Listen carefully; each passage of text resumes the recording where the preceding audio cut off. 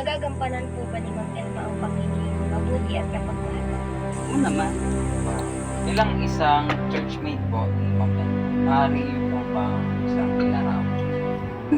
Napakabuti niya at talagang makakasama. Question is, may maayos ba at bantay na pagtrato sa inyo si Ma'am bilang isang member ng The Innovator Organization?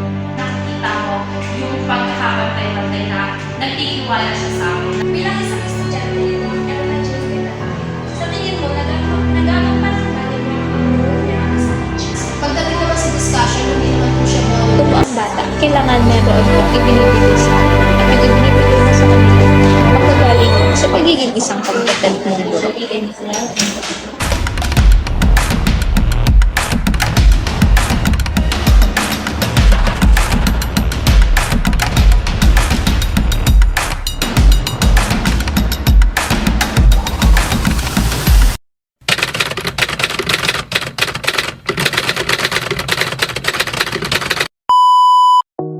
Hello, everyone.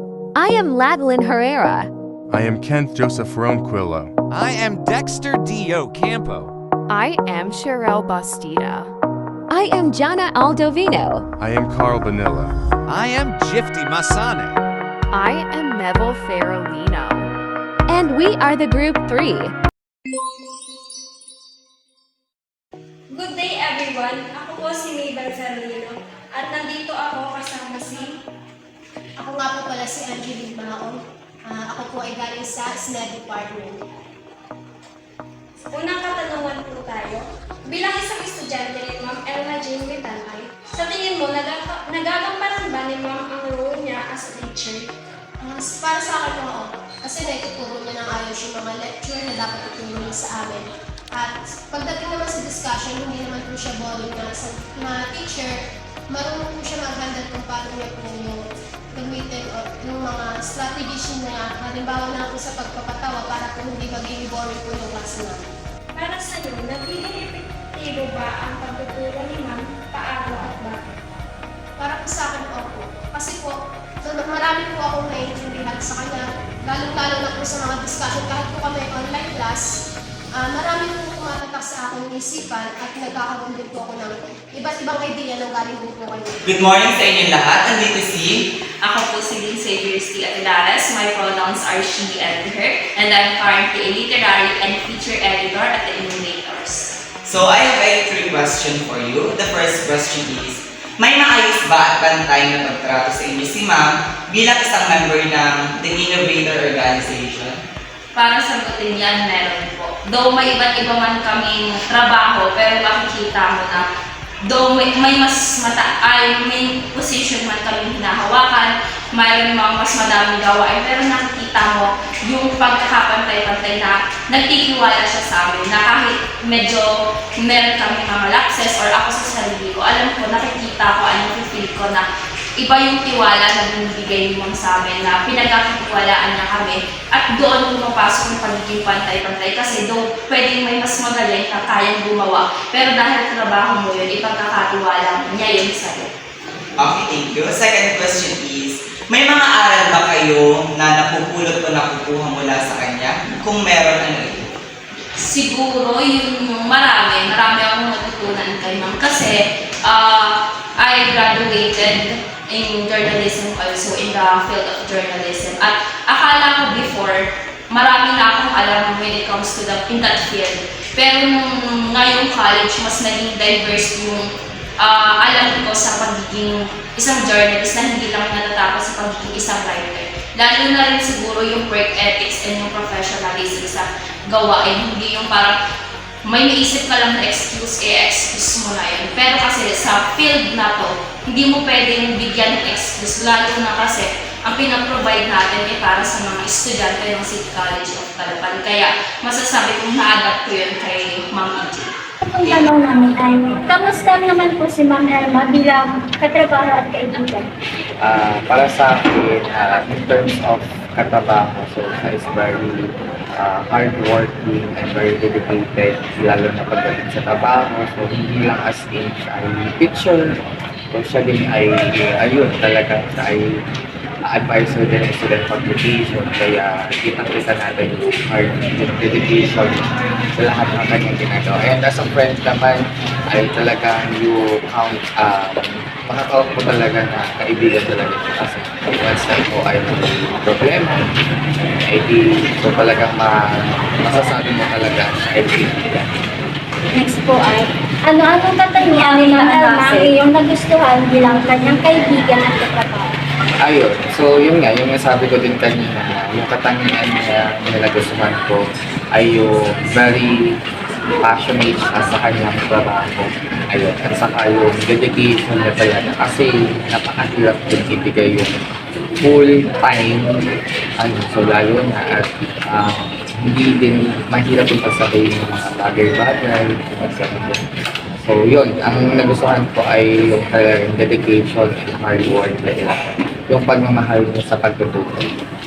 Sige po. Yung next po ay yung pantay at maayos ba ang pakikitungo niya sa lahat ng kanyang katrabaho at kaibigan? Ayan. So, wala nang paligoy-ligoy o ayan. So, sobrang fair niya sa lahat. Even sa estudyante niya, even sa kaibigan.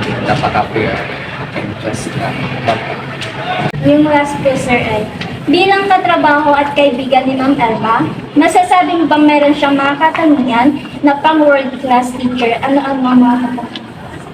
masasabi ko nagtataglay sa kanila na pagiging isang world class teacher. Kasi para sa akin kasi ang isang world class teacher is competent. Okay. So si Ma'am Elma ay very competent in terms of her field of specialization, lalo na sa English. Talagang wala akong masasabi sa larangan. And then confident yun nga. So ang isang world class teacher ay very passionate sa kanyang trabaho. Yun. So masasabi ko din na tinataglay. Thank you po, sir. Thank you. Ma'am Elma, maaari niyo po ba siyang ilarawan bilang isang anak? Or example po ay ano po yung mga katangian ni Ma'am Elma? Katangian. Opo. Hindi siya mahilig sa mga social na buhay.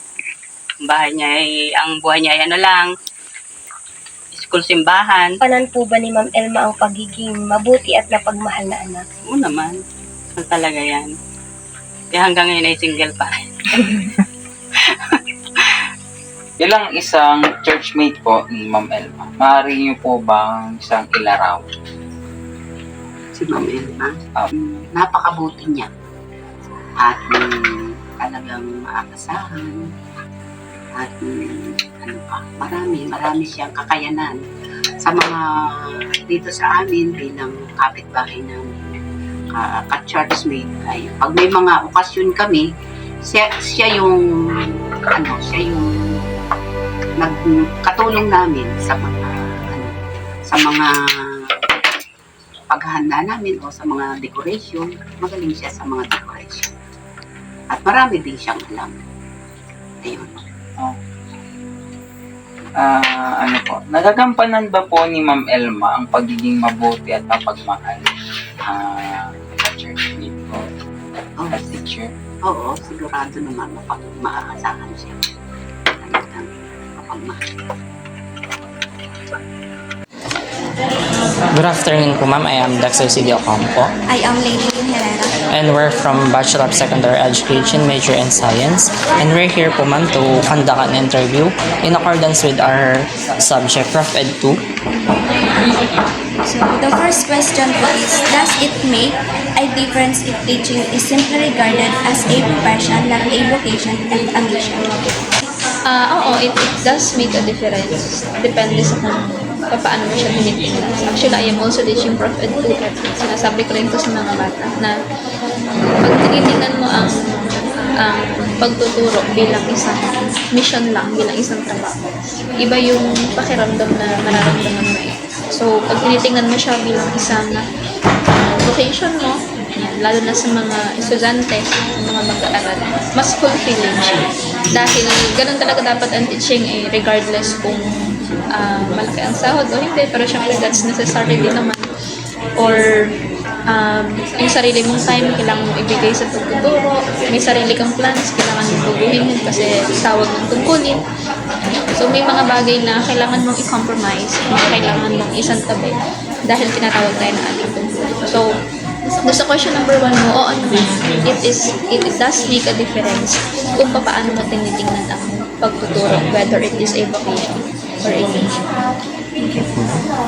Question number 2 po, ma'am. Professional means long period of preparation, continuing professional development, strive for excellence, committed to moral, ethical, and religious values, dedicated to public service. Of 5 qualities of professional, which to you is the most important and why? Siguro sa akin ay dito ako sa panghuli, dedicated to public service. Iayon ko siya dun sa sagot ko sa number 1 na depende kasi siya kung paano matitignan, vocation or mission. Pero dahil personally, ang tingin ko sa teaching ay vocation kasi mahal ka talaga ang pagtuturo. Professional for me means dedicated to public service dahil again, yung buong pagkatao mo kasi kailangan mong ibigay sa publiko sa iyong kliyente, which is ang mga mag-aaral, ang mga estudyante. And kapag dedicated ka sa public service, syempre gugustuhin mo rin na mag-strive for excellence. Gustuhin mo na mas gumaling, gustuhin mo na mas maging marunong. Ayan. At ang pagsisilbi sa publiko, kaakibat nito ay yung ating mga ethical, moral, and religious values na din. Kaya dito ako sa pangkalan, dedicated to public service. The last question po is, what do you prefer? To be a competent teacher or to be a committed teacher and why? Siguro I will choose a committed teacher. Committed ka sa pagtuturo mo. Committed ka bilang isang guro. And again, kapag committed ka kasi bilang isang guro, alam mo na hindi sapat yung alam mo na ngayon. Dahil gusto mo yung pagtuturo, mahal mo ang pagtuturo, gugustuhin mo pa na mas maging competent. Diba? Gugustuhin mo na mag-strive for professional development, kaya ka nga mag-enroll ng masters, mag-attend ng trainings, ng seminar. So ayun, committed ka dahil at the end of the day, ang goal mo dapat ay mapatuto mo ang mga bata. Committed ka sa teaching at para mapatuto mo ang bata, kailangan meron kang ibinibigay sa kanila. At yung ibinibigay mo sa kanila, manggagaling yun sa pagiging isang competent mong guro. So, yun lang po, ma'am. That's all po. Thank you po, ma'am. Thank you, Ben.